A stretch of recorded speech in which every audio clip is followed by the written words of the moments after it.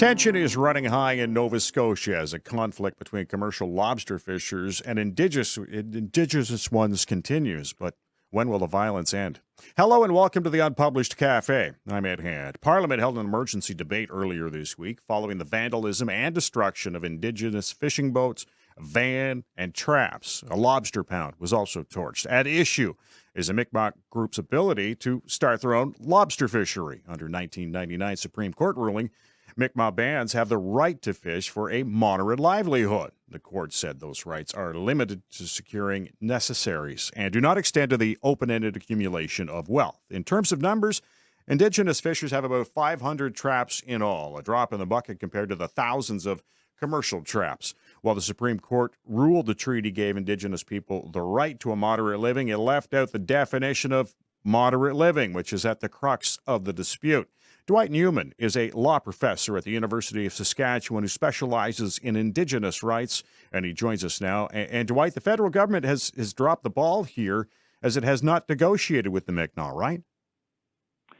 Yeah, I mean, there have been some limited attempts at trying to get towards a resolution, but in the span of now what's over 20 years, they haven't reached any kind of a resolution on the definition of this concept of moderate livelihood, or how they're going to go about regulating an Indigenous fishery.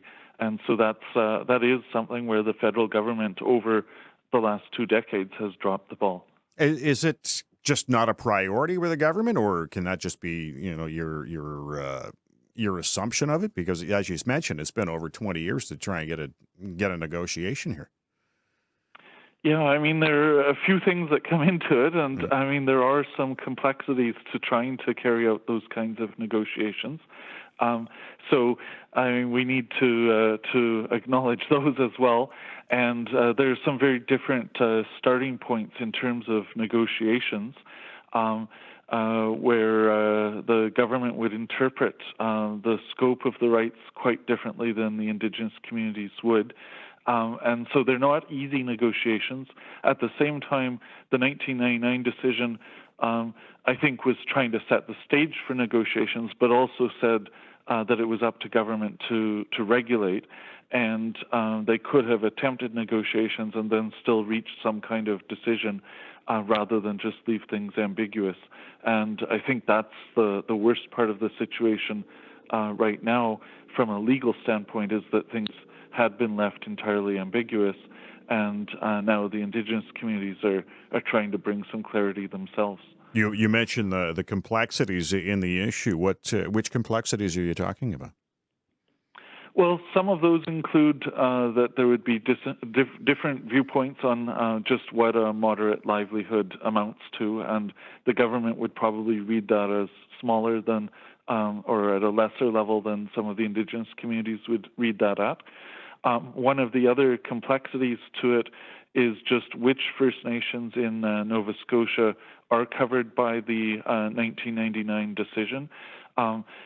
Strictly speaking, it involves an interpretation of certain treaties from 1760 and 1761, and there are some parallel provisions in a 1752 treaty, but between these different treaties, they may or may not cover all of the First Nations in Nova Scotia, and the government has taken the view traditionally that they don't cover all of them, whereas the First Nations would end up arguing that all of them are parties to the treaties, and so that becomes a source of complexity as well. Why would the Supreme Court leave such an open-ended decision? There's no real definition for moderate living.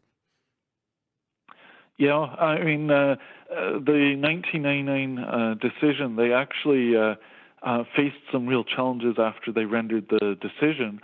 And if one goes back in the history, this was in the eel fishery, but there was an outburst of violence going on after the first decision a little earlier in 1999.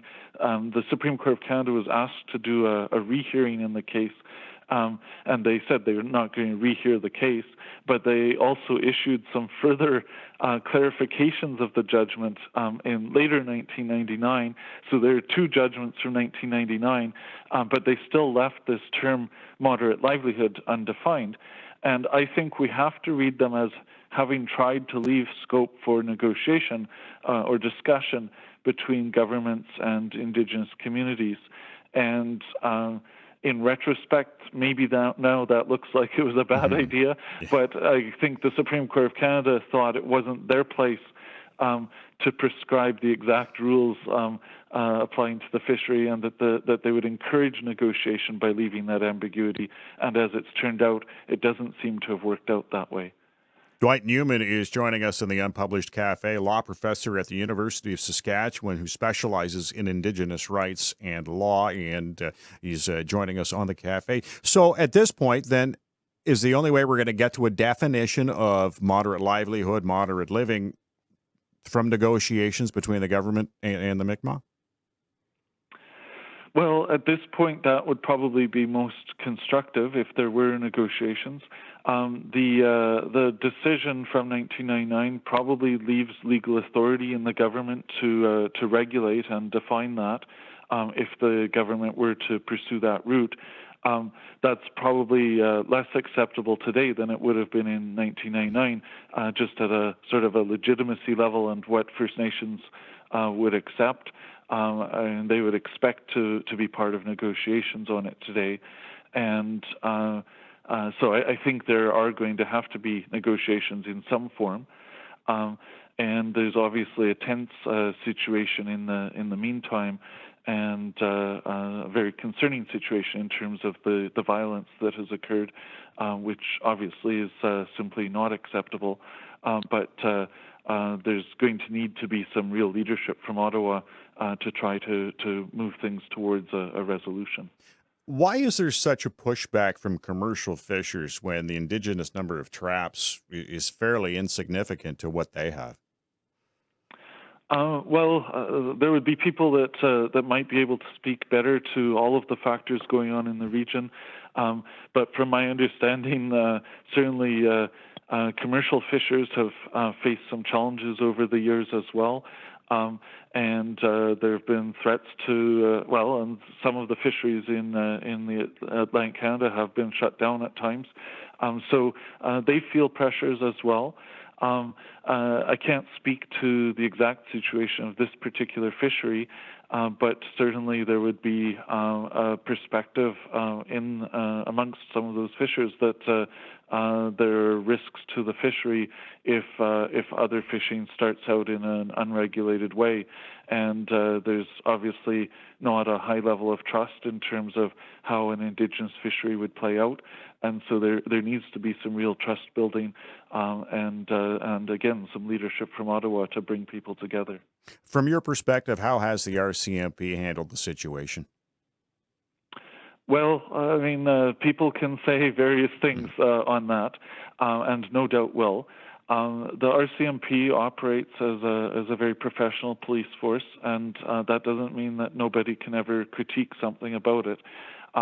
They've made some controversial decisions in terms of not always stepping in as quickly as some would have urged them to, but they're making some complex operational decisions there.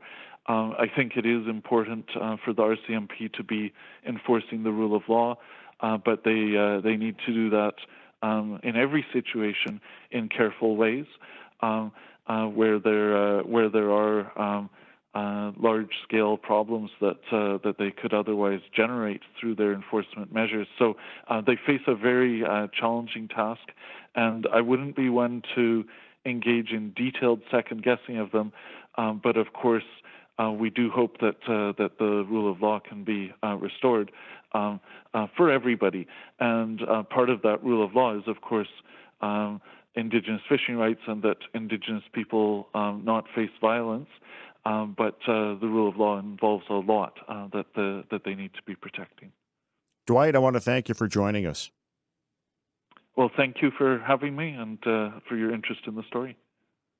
Dwight Newman is a law professor at the University of Saskatchewan who specializes in Indigenous rights and law. Now, the man in the middle of the dispute is Chief Mike Sack. He is chief of the Sipekne'katik band in Nova Scotia, and he joins us now. And Chief, first off, I want to thank you for joining us. And can you tell me, when did the band decide it was going to go into the lobster fishery?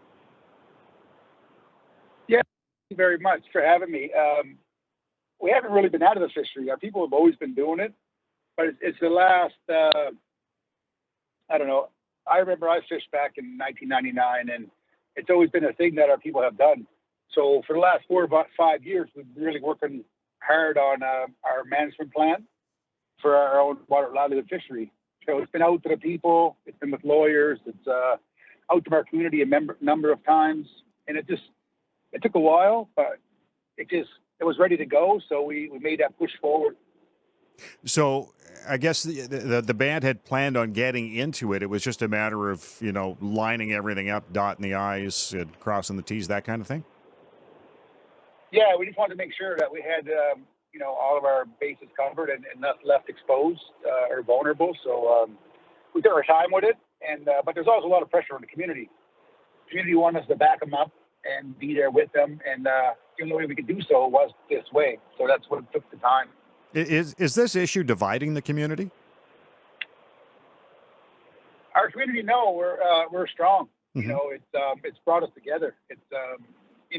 There's a lot of emotions. People get mad at times, but that's out of frustration and stress for what they're going through there. But overall, our community spirit is strong. The Mi'kmaq, it's everywhere right now. So our people are feeling extremely proud. When I look at this whole situation, and you folks have said you've been fishing for the last few years anyway, I wonder why now it just exploded in Nova Scotia. I think it's because an actual plan is put in place. It became something that's real for the commercial people in the area. Our people have been there fishing, but it's not under our own fisheries that we're establishing. So we're not looking to be incorporated into their fishery. We're establishing our own here, and I think that's where they just took offense to that, and that's what led us to what's going on now. Now, in terms of your fishery, you guys follow the federal regulations then? We incorporated, some rules and regulations out of the commercial industry plan, but we made some changes for ourselves, and we feel we have the best of both worlds, and we're happy with that. In terms of the Rcmp, there obviously is some big issues going on right now. How would you characterize the Rcmp's response so far? It's been very, very late to the game. They're weeks behind, right? So now there's more officers in the area.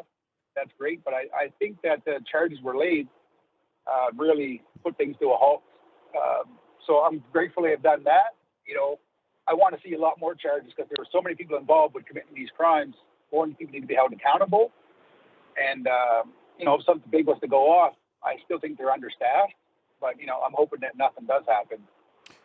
At issue is obviously the definition of moderate livelihood. And the Supreme Court obviously wants the government and your communities to come to an agreement on that. From your perspective and your band's perspective, what is a moderate livelihood in terms of lobster fishing? So that's what we're working on. Our band is made up of, so many factors. The poverty. We have families inside of houses. We're short 400 homes. So we're really looking to boost our economy, support our people, and we have a phased approach to our plan, which will help us determine what exactly a moderate livelihood would be for us. But the commercial fisheries have been interfering with us actually doing that, so it's prolonging everything. And we have a very modest plan for what we're going to do compared to what they're doing. In terms of the plan, and you look at the number of traps, et cetera, how would you compare the number that you have compared to the commercial fishers? We're at like a 1% to 2% range of what we have for what they have. We issued 11 licenses with 50 traps each. That's 550. That same LFA, like lobster fishing area 34, has like a 950-ish license there, and they all start off at 375 and they go up to 425. So, you know, they're at 400,000 traps. We're at 550. Now, has there been any more violence in the last day or so, or things are just No, tense? there's been no violence in the last few days. It's been calm and nice, and I think everyone needs that. Now, obviously, negotiations have to happen with the federal government. What's the status on that? Yeah, we're into discussions. We're hoping to get back together later today and have something on paper for the weekend. We're not negotiating our treaty rights, but we're taking a lot of, factors that they would like to see into the plan and the perspective, and we're having very good conversations. Mike, I want to thank you for joining us. No problem. Thank you for having me. Mike Sack is the chief of the Sipekne'katik band in Nova Scotia. We will be keeping a close eye on this dispute, and we'll be bringing you more coverage in the future. I want to thank Dwight Newman and Chief Mike Sack for joining us on the Unpublished Cafe. And I want to thank you for listening. Stay safe. I'm Ed Hand.